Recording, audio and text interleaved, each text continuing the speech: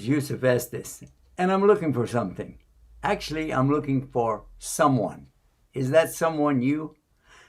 I want Dawah partners, and you can be my Dawah partner right now. It's real easy. Just go to dawahpartners.com, sign up, and join me. There are 3 things that I would like for you to be able to do. Any one of them or all of them. Beautiful. Number 1, you will make dua. So you can be our Dawah partner, even if you don't go to the website, but I hope you do. Number 2, share. Share this message and let other people know about becoming Dawah partners. And number 3, help us financially. Donate on a monthly basis, even if it's small. Allah loves the thing that you do regularly, even if it's small, more than the thing that you do that's really big, but you only do it once. Join me as a Dawah partner. Do it now. Click, click, click, click. A way of life, a way of life, a way of life, a way of life. Islam is a way of life, a complete way.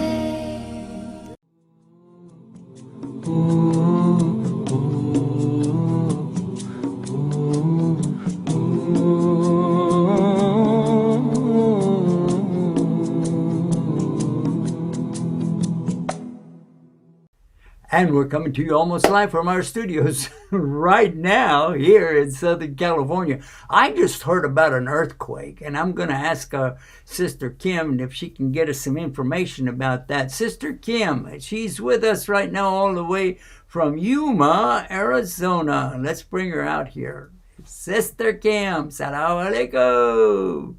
Walaikum Assalam. Yeah, the California-Nevada border got hit with a 5.9 earthquake today. Tell us. It happened about 250 miles east of San Francisco, and which puts it about 20 miles southwest of Smith Valley, Nevada. So it happened kind of in the middle of nowhere, but there was some small towns around there. They say that there's no injuries, no reports of damage so far. One person that owns a restaurant in the area reported that the oil was sloshing out of the fryers and plates and cups came down and things like that. But it doesn't sound like we had any building collapses or anything to that effect. But they felt it as far away as Lake Tahoe and Fresno in California. And US 395, which is a big route along the northern Sierra Nevada, had a lot of rock slides, so the highway is shut down. Oh, really? So the highways were shut down indirectly because of the earthquake, because it shook the mountains and then the rocks rolled down. Right. All right. Well, I didn't know anything about it. Any of that, and I'm glad you brought us up to date on that. Have you done any research recently on what's called the Delta variants of the COVID-19? Because I think that we spoke about that online yesterday with the doctors, and they were telling me it's running rampant, and it's all around the world, but now it's come to California. So the day after I hear that the next day I hear about earthquakes. I'm wondering, Allah trying to tell us something here. I don't know. Sister Kim. Yeah, the Delta variant is turning out to be the predominant variant of the COVID virus. As a matter of fact, Research today put in a request for the FDA to allow them to give people a 3rd shot of the Pfizer vaccine. Whoa! And wait a minute. Hold on a second. That sounds pretty serious to me. That sounds like real serious. You're talking about a third injection, a third stab. I don't know how many people are going to go for that. I really don't know. That sounds. That is what the FDA is saying. The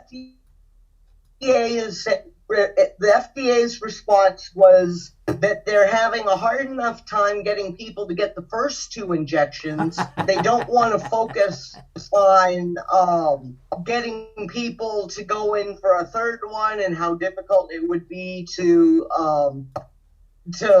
launch that now while they're still in the first phase of getting people inoculated. And the benefit to it, while it really, the studies have found it really boosts your immunity, the point of the vaccines in the first place was to get you enough immunity to keep you out of the hospital and to keep you from dying. And people who are getting the variant that have had the vaccines, as a general rule, are not landing in the hospital. They're getting a very mild case of the coronavirus, and it's not very serious as a general rule. There are exceptions, of course. So the FDA is not really on board with Pfizer's request for people to get a third shot. Okay. Yeah. I don't know about this third shot deal. I'm going to see if we can get some kind of image for that. Let's see what we can do. Well, yeah, that's 2 hours ago. It just says third jab. Here you go. And I guess that you could request it. I don't know about that, though. It seems to me that that's, oh, look at this one. Ouch, ouch, ouch. I had 2 jabs already. I don't know. Are we good enough with 2 jabs, or what do you think, sister, about that? Well, I'm not a doctor. I'll be the first one to say that. Okay. But well, I'm just asking, from the standpoint of I've had 2 sticks with it, you've had 2 sticks with it. Do you feel comfortable? I feel completely comfortable. I just got back from that trip where we did a big loop around California, Nevada, and Arizona, and which exposed me to a lot of people. And during that time, they lifted the mask mandate in most of Arizona, and so people were walking around without their masks and things, and I always felt perfectly safe, being a vaccinated person. I didn't have any concerns, and I came back from my trip just fine. I didn't pick anything up.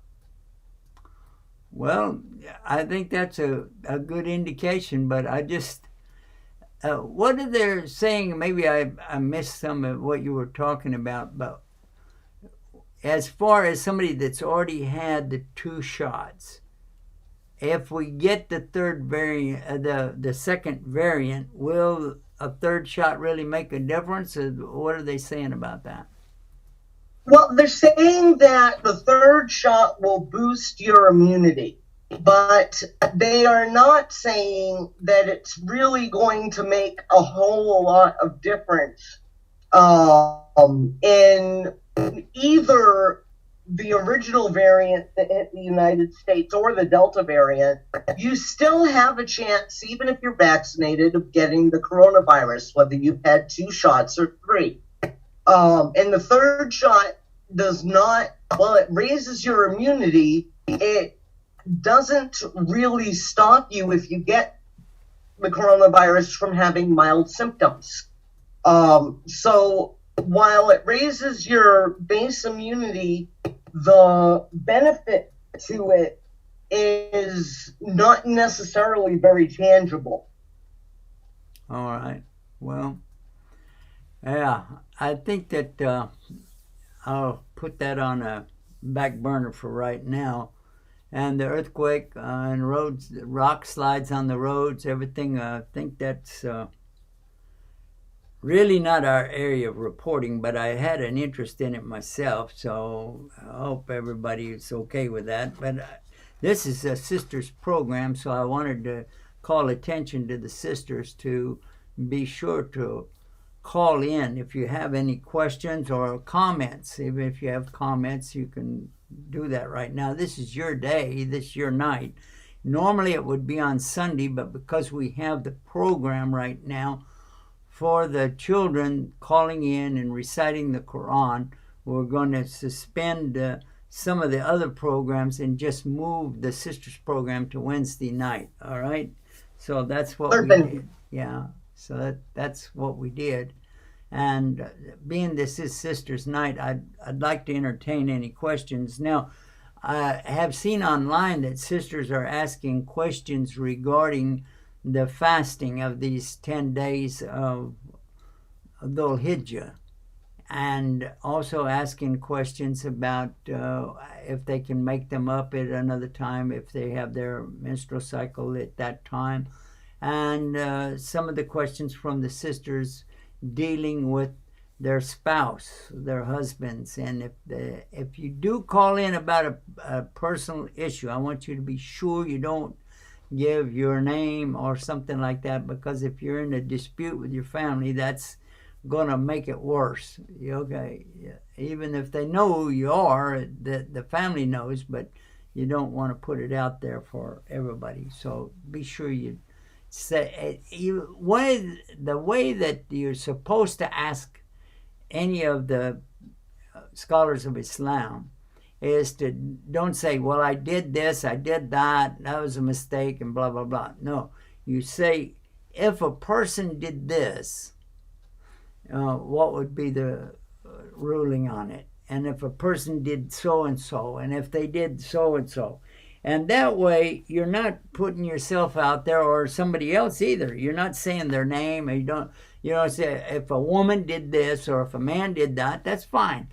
But you don't have to say if somebody's ex-wife's cousin's mother's friend wanted to get married to them. That doesn't work, because somebody will put that together and right away identify. We have a lot of people watching, and they don't necessarily call in or leave comments on the social media, but we always have a lot of people watching. So I would caution everybody about that. Now, speaking of watching, you can share this program with anybody you want to if you're using social media like YouTube, Facebook, Twitter, and some of the other accounts that we have. If you would like to share the whole entire channel, that's real simple to do.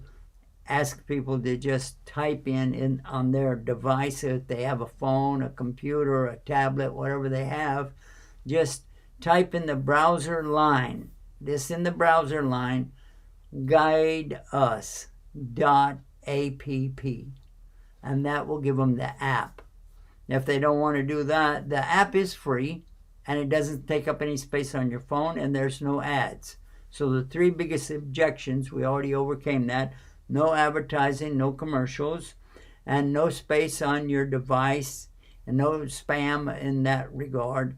And of course, it's free. So there you go. The biggest objections to uploading a device to a device.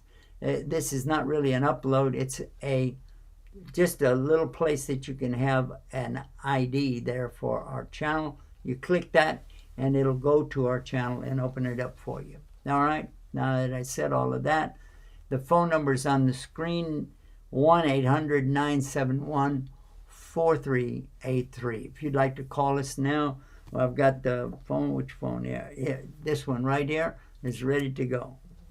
1-800-971-4383. All right, give us a call. Sister, do you have any questions in your top of your head?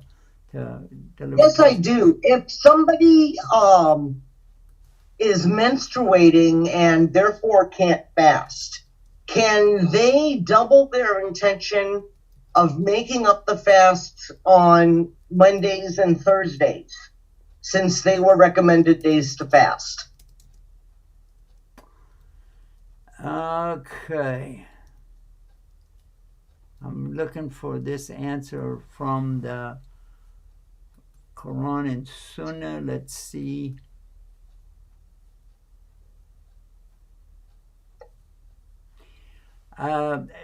Yeah, I think we do have an answer from Imam Sheikh Muhammad Manajid, and what he's saying is that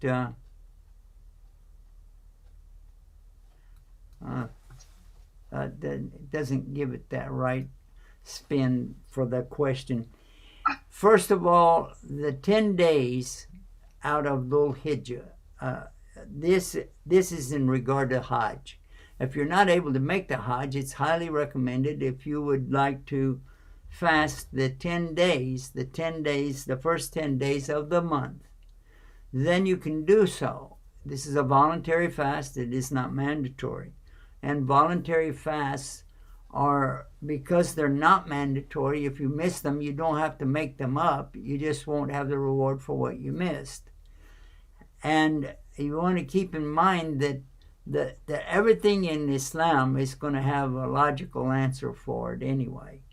So obviously the woman will get more reward for obeying Allah than disobeying him to do something extra.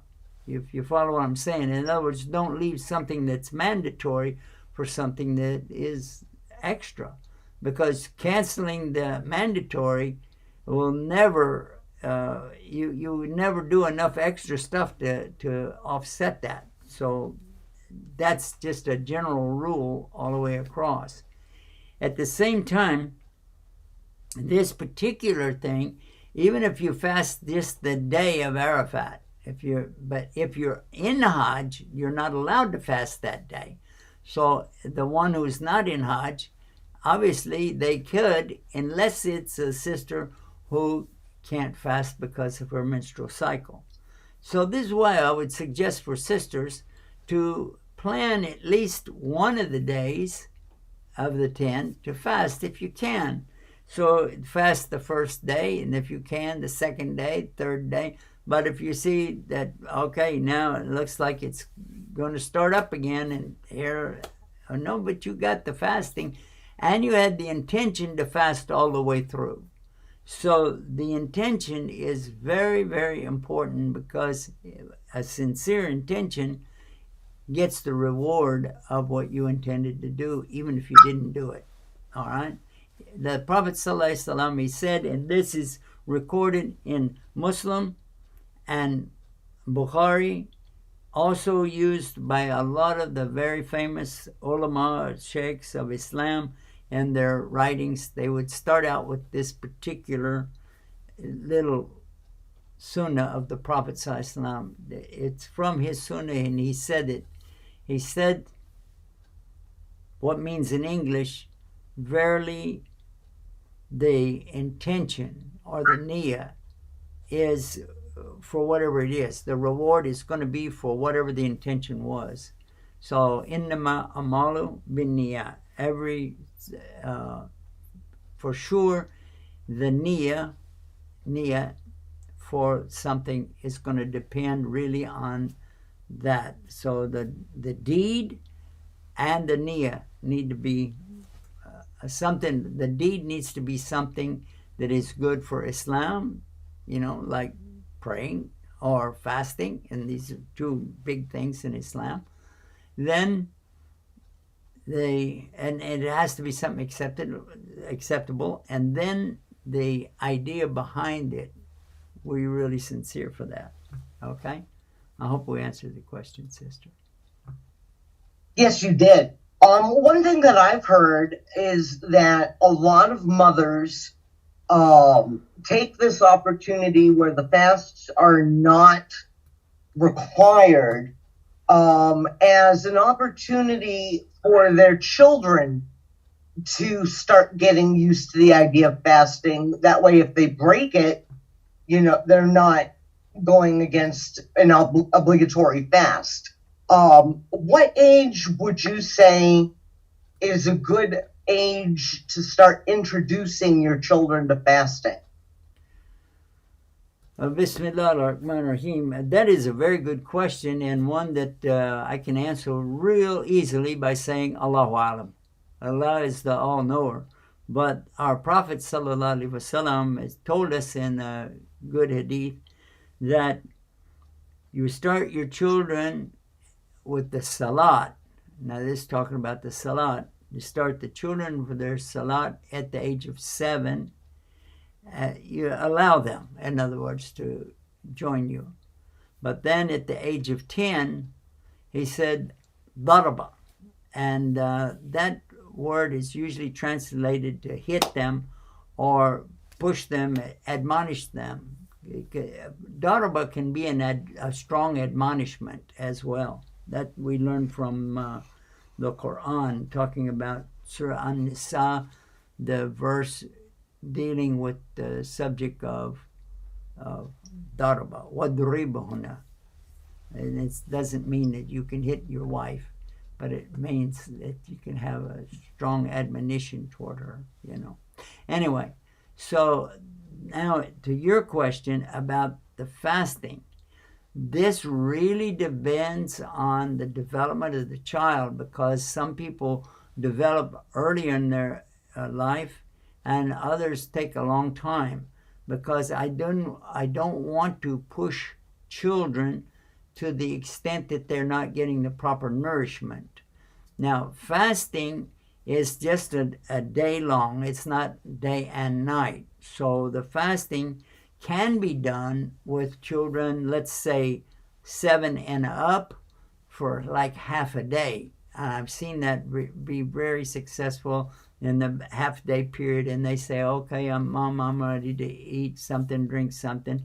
And then because they've only fasted at that stage from the morning prayer, just before the morning prayer, and until the noon prayer. Okay, and that's sufficient. I don't advise anybody to try to start the fasting at the noontime and then go up to Maghrib, simply because that's not the way to start a fast. The starting is always after the Fajr, before the Fajr, sorry. But it's started at that time, so I would recommend that. Now, as far as full-time, again, I really want to know that the child has developed and there's no other circumstances. So I would recommend anybody, the first time they fast, if they have a family doctor, just to call the doctor and ask them, if I fasted and abstaining from, this is what you're abstaining from: any nourishment whatsoever and any drink. Any nourishment, any drink. Obviously, you don't smoke, okay? But no alcohol ever in Islam, but for sure not when you're trying to fast, because it will break the fast. So that's, I think, full-rounded. If a child says, hey, Mom, and they're fasting half a day, and they say, hey, Mom, I think I can make it till Asr, all right, then let them extend to Asr. And if the child is saying, well, Mom, I've fasted from half the day, now up to Asr, and I think I'm ready to go all the way, then I'll allow them, but I think that's a good idea. Wonderful. I do have another question. It's a little bit more, it's off the subject of fasting, but it's a word that reverts are going to hear quite a bit during this time of year, and I might mispronounce. Could you explain Qurbani? Oh, okay, the Qurbani. Yes, that's a good question, actually. And the translation to English is the sacrificial meat, or whatever that you've done in association with Eid al-Adha. Now, Eid al-Adha is the celebration after the day of Arafat. The day of Arafat is the day when all of the people are assembled all together out on the plain of Arafat, and they're making dua and dua so much, then they combine their prayer of Dhuhr and Asr, and then they travel, even though it's after dark and they haven't prayed Maghrib. They don't travel. They don't pray Maghrib and then travel. They go ahead and travel to their destination, which is going to be Muzdalifah. And Muzdalifah is not really a city, it's a stop place. There's not anything there. Well, they've built things there now. There's like a restroom there, and there's a place to get water and things like that. But originally, the first time we went, there was nothing. When you got off the bus, I remember this. I want to share that with everybody. I remember getting off the bus, and my wife and I both needed to use the bathroom. And I said, well, where would we find the bathroom? And the brother with us, he said, anywhere. Just go ahead and do it. I said, yeah? Okay, well, we haven't prayed either, so where do we pray? He said, anywhere. And I was like, okay, no, these instructions are not going to work, because it was, there was a moon on that night. There was a little bit of a moon, and it wasn't the full moon, but you could see enough. And, of course, being the 10th or 9th night, I guess, of a new month, that because we go by the moon anyway, so unless there's clouds there, you're going to be able to see. So we carefully tried to pick out a place to do our business, and then try to find another place that we could lay out and not get run over by the buses and not get stepped on by the people that are walking, but it's still at the same time not be over too far where the people are going to be trying to take care of their private business. It was interesting. Now they have lights out there. They have, they got all kind of lights, and they got the bathroom set up and everything. So it's not as rough as that anyway. Yeah, anywhere. Okay.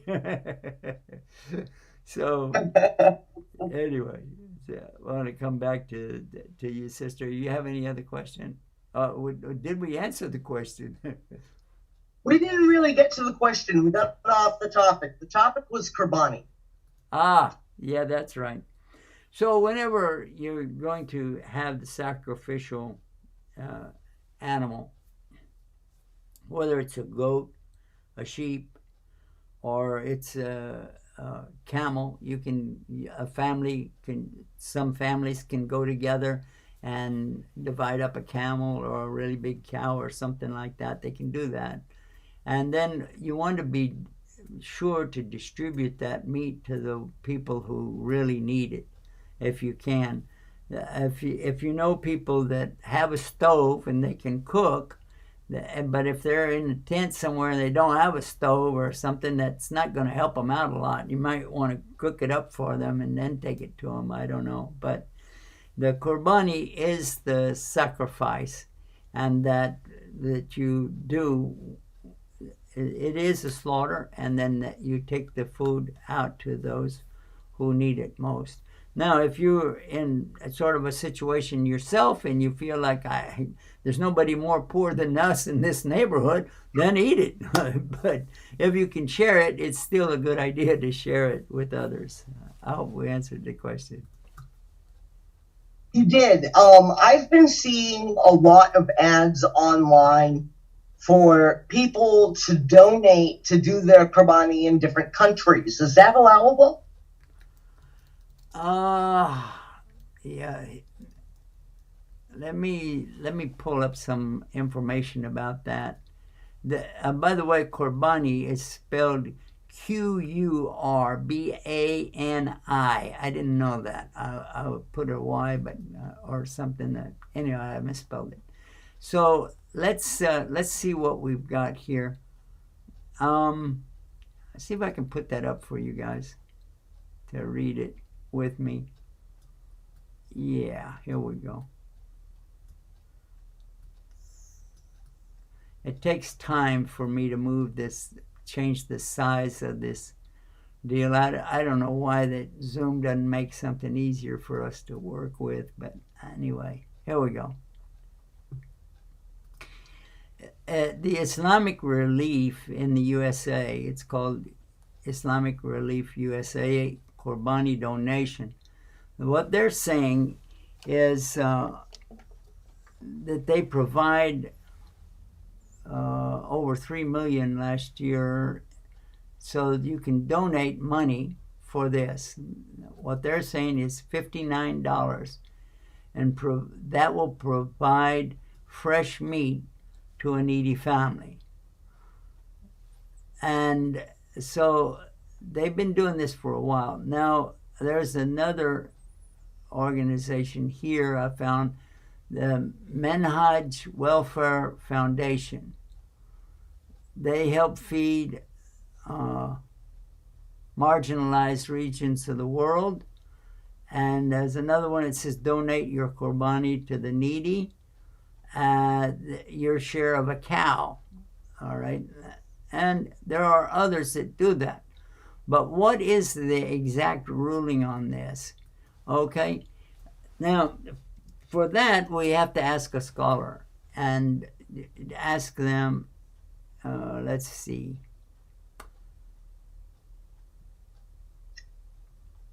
Can you donate Qurbani? All right, that sounds like what we're looking for, doesn't it? All right, let's see.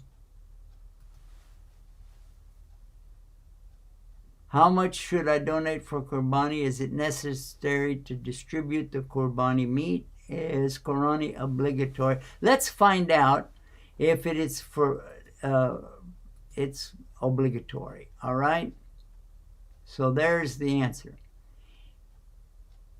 It's saying it is wajib to do the Qurbani after Eid Salah for those living in a city or such a place where Eid Salah is performed. A person who does not live in an area where Eid Salah is performed may slaughter immediately after Fajr comes in, all right? So now we're talking about the legitimacy of this thing, and it's very much a part of Islam. There's a difference between the word fard and wajib, and both are incumbent on you, but one is the wajib is not having a direct, like if it's a sin, if you didn't do it, then it doesn't show you exactly what the sin is. For instance, if a person doesn't do their salah properly, they don't put it together right, and they just discard it altogether, then it's known from hadith what the punishment will be for that. But when it comes to the Qurbani, then this is something that if you're able to do it, do it. You know, and so let's establish the position of this in Islam before we go any further. Okay, now who can donate the money for the Qurbani? All right, well, it said if you donate, your donation equals 1 sheep or goat, or 1/7 of a cow, a bull, or a buffalo. If your donation can provide about 50 pounds to 70 pounds, I'm going to try to highlight that there so you can see it. That's 50 pounds a sheep goat, or 70 pounds for a buffalo or an ox or a cow, fresh meat. That in turn will feed about 5 to 10 families.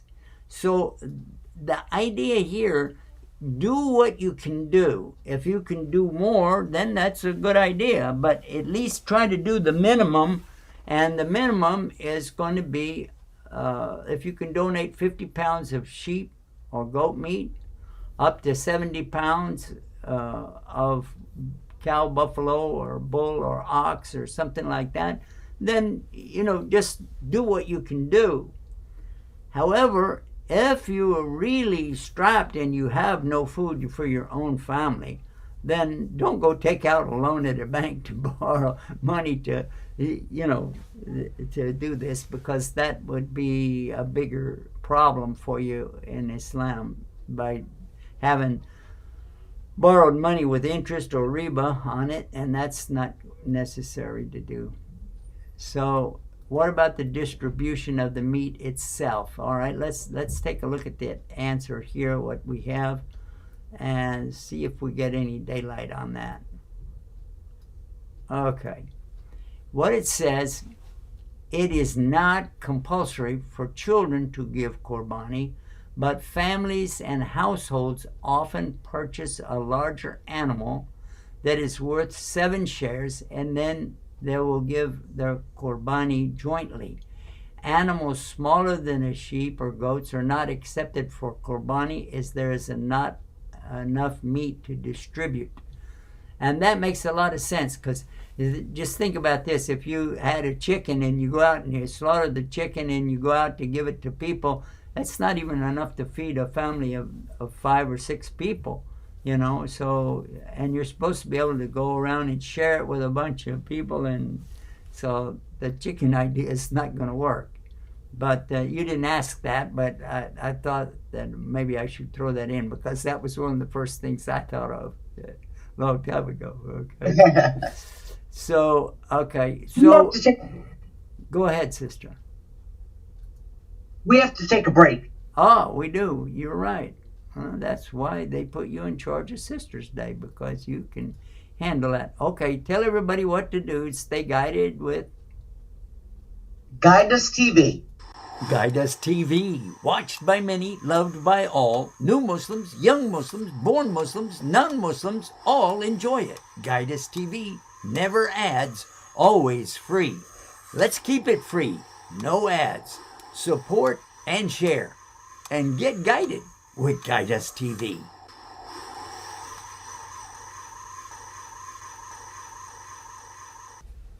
Everybody remembered to tell the kids about Recite on TV. The first prize on this year's contest is $1,000. But everybody is going to get a gift. Everybody gets a gift. And I want to show you, it's reciteontv.com. Reciteontv.com. That's how you can get in tune with that. Record a program for the children, then upload it so that they can enjoy watching other people, because they will see how many people have come to there and view it, people's comments about what they're doing, and it encourages the children a lot. Recite on TV. You can do it all year long. You don't have to wait for the contest. But it's a good idea to enter the contest, give your name and information, and be sure that we can identify the children's address, because when we mail out the gifts, sometimes they come back and we don't know what to do because the address was wrong. So be sure you do that. Now, again, I tell you that the first prize is $1,000, and it's not starting tonight. That's an old sign that I had, but I want to put that up. And the other thing that is important to know is that it's not every night this year. No, because of the program changes that we had to do for the virus, etc. We changed it to be the weekends, Saturday and Sunday. Saturday night and Sunday night with Sheikh Ahmed, and he comes on there and from Tennessee and does a really great program with the kids. They encourage them to participate. Now, if you're watching this show, right before this show, that was the program before this, okay? If it were normal time, probably the best way to say that is it's an hour earlier. I think everybody got that, an hour earlier. So whatever time you're watching this show, an hour earlier, we'll start that program. We did that for the kids so that they would be able to stay up and do that in different parts of the United States. All right? Okay. Now, we're going to go back to our program already in progress, and so stay tuned and stay guided with Guide Us TV. Guide Us TV, watched by many, loved by all. New Muslims, young Muslims, born Muslims, non-Muslims, all enjoy it. Guide Us TV, never ads, always free. Let's keep it free, no ads. Support and share, and get guided with Guide Us TV.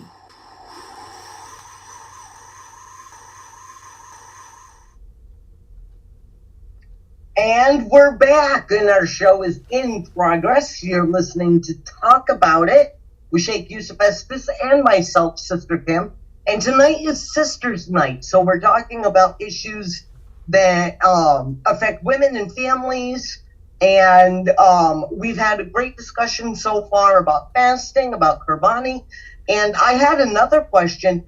Seeing as that we are coming up to the season for Hajj, a lot of new converts get very excited about the prospect of Hajj. And there's rulings that specifically affect the sisters. If a sister wants to go on Hajj, what does she have to do? Okay, that is a good question. Now, for sisters attending Hajj, I should first start out by saying Allahu Alam. Because after all, Allah is the all-knower of everything, and we don't have any knowledge except He gives it to us to start with. So, but in regard to sisters doing Hajj, I want to encourage them to do it as soon as possible for everybody, for anybody and everybody doing the Hajj. Do that as quick as you can, because you don't know how long you're going to live. And it's a very important thing to get out of the way so that it's off your list of things to do before I die, what they call the bucket list. I want to emphasize that over and over and over again. Do it as soon as you can. However, in the case of the sisters, full stop. Don't go for Hajj unless your father, a Muslim father, is going with you, your husband, who obviously will be a Muslim, to go with you, or your brother who's of age, or your grown son who is also a Muslim, because then you're good to go, because you have what's called mahram. And the mahram or wali that is with you is somebody close to your relation that will be sure to give you your rights and make sure to help you through the whole thing. We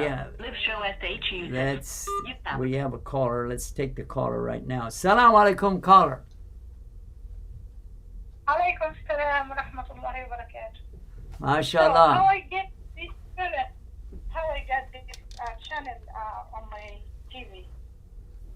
The channel on your TV. How are you watching it right now?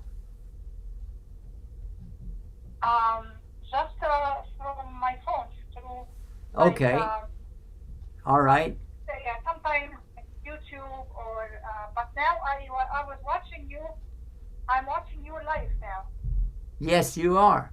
You're watching us live right now. We are on satellite. We're on satellite. It's called Galaxy 19.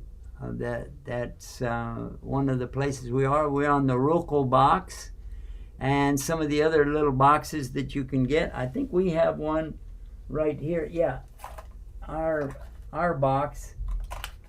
See if I can pull it out here. I didn't know that was going to be that much of a deal to pick up a box. Anyway, this is the one for Guide Us TV. I don't know if you can see this or not. If I put it too close, it'll get dark because there's no light up here. Okay, and it comes with a remote, and then you can watch that. But you can also watch 20 other channels. We have Peace TV. We have Peace TV in Urdu and Peace TV in English and other channels. We also have Huda channel, and we have the English channel that comes. It's called the Islam channel. That's the name of it. So and then we have sports channels in Arabic and Urdu and English. We have French channels, and so you can get the box. Anybody that signs up to become one of our Dawa partners, we can send them the box. That's no problem. The Dawa partners, they have information about that. Go to dawapartners.com, and we can hook you up with a box. If you just want to get it on your TV set, you have to have the computer hooked to your TV set. You can do it that way. Your computer can talk to your TV and make it play from there. The other way is to get the satellite if you don't already have a satellite dish. But I don't recommend that because you get a lot of other channels on there that you don't want your family watching. You know what I mean? Yeah, I'm living in a Sister, apartment. It's not allowed to have that. Sister Kim wants to ask you a question. Sister, do you have a Roku box? She's asking, do you have a Roku box? Yes, I have. Okay, you can find it on there. We're already on it. Yep. What you do is you go to the channel store. Go to the channel store and search for Guide Us TV and add the channel to Roku, and you can bring it up that way. Yeah, the channel store. Now, that there is no charge for this, okay? We purposely put out everything, no matter where you get our feed from, it is no charge, no charge. Even the ones who get the box, they can make a donation every month, but we let them determine the amount that they want to do. And hopefully they'll cover the cost that we have. We have a cost of $35 a month, which also pays for the box. But anyway, if anybody can do anything like that, that's welcome. But you can go to the Roku box, go to the channel store, and it's free, and you can watch it that way. Okay? Okay. Thank you, ma'am. Barakallah fiqh. Assalamu alaikum. Wa alaikum assalam wa rahmatullah. All right. Where were we? We were talking about, yes, sisters making Hajj. And I say, for sure you should do it if you have a mahram. Otherwise, the Prophet ﷺ ordered you not to go without a mahram. And if you said, well, I don't have a mahram, okay, then don't go. That's simple. That's not a complicated situation. You don't have to figure anything out. You got a mahram? Go. You don't have a mahram? Don't go. Simple.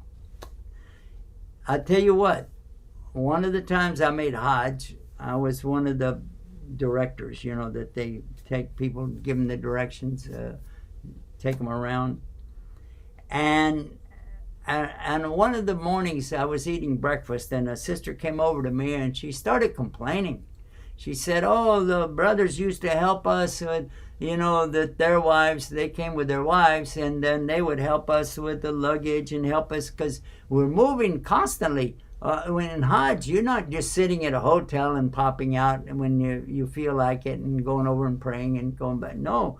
You're traveling, and when you're traveling like that, you put your suitcases wherever you can and lift them. And some of the sisters bring really big suitcases out there thinking that they're going to, I guess they're thinking they're going to some kind of a palace ball or something, and they want to have all their clothes. But anyway, it gets too heavy for them. And she was complaining in the beginning, the men were helping us the first couple days, but now where things are getting harder, they don't help us anymore. Can you talk to them? And I said, well, first of all, sister, let me ask you a question. Where's your husband? She said, oh, he didn't come. But we have enough sisters, that we could go together. I said, really? So the other sisters have more luggage, more stuff to carry, and don't have anybody to chaperone them, to take care of them, to look out for their best interests. In other words, how many? And she was like 40 women all together there. 40 women. And I said, you know what? Even 1,000 women doesn't equal one man And I don't mean that in a way to say that, you know, men and women are better or less than whatever. But 1,000 men don't equal a woman either. Because 1,000 men can get together and do whatever they do and they'll never have a baby. And 1,000 women can come together and do whatever they do, and they will never have a baby either, because it takes both of them to make the baby. Okay? And that's a very simple thing to explain to anybody, even in different languages, that Allah has rules. And this is one of the rules.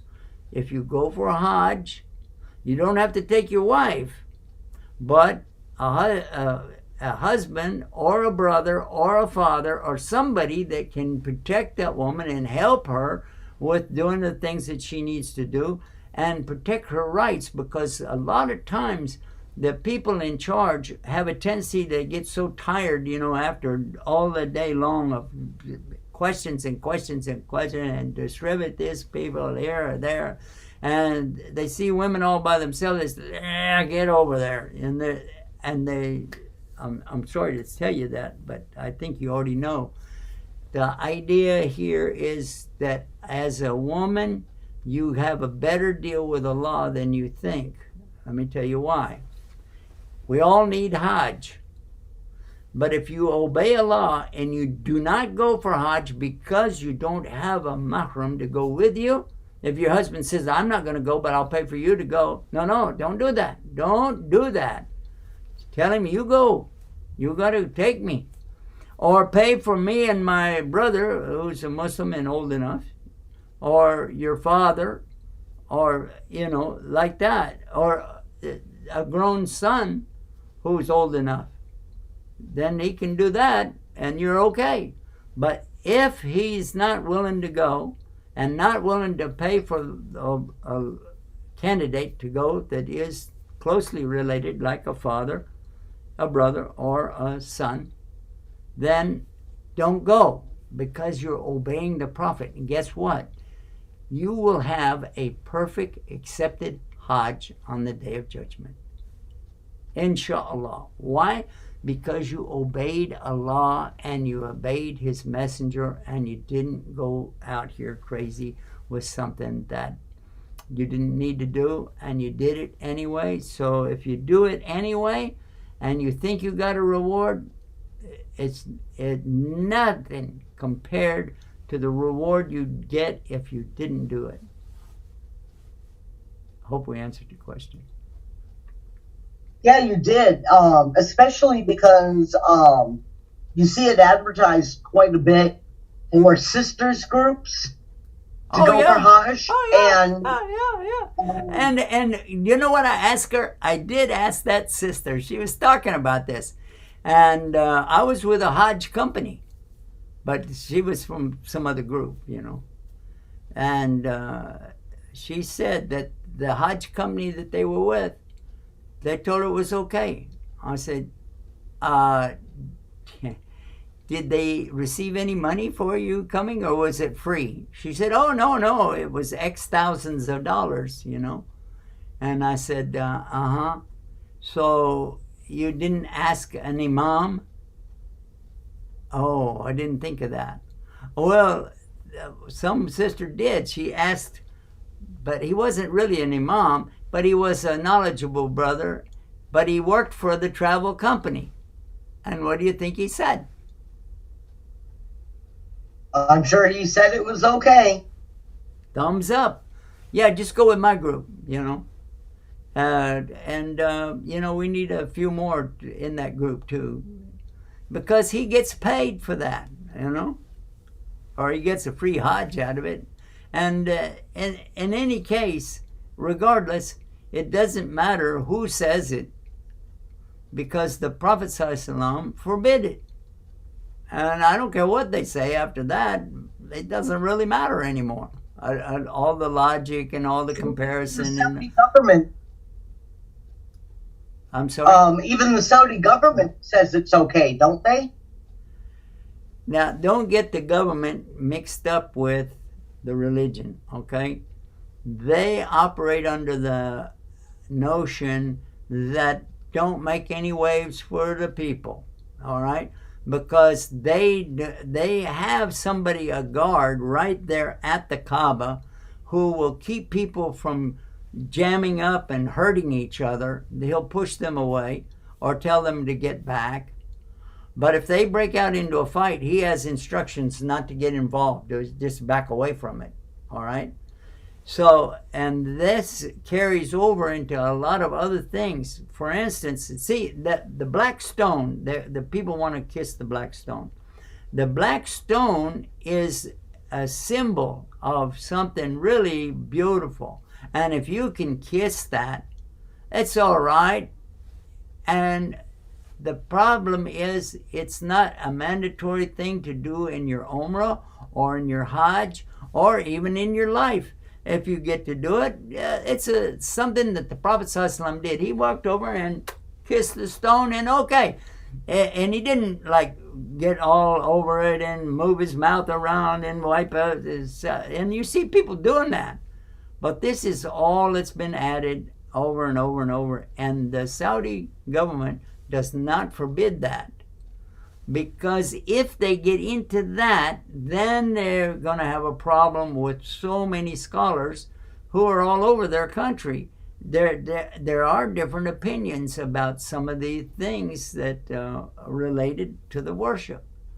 And some of these things, if you let those people do what they do and let these people do what they do and do what they do, and the government is not going to step in and say, okay, you did that, we're going to take you to jail.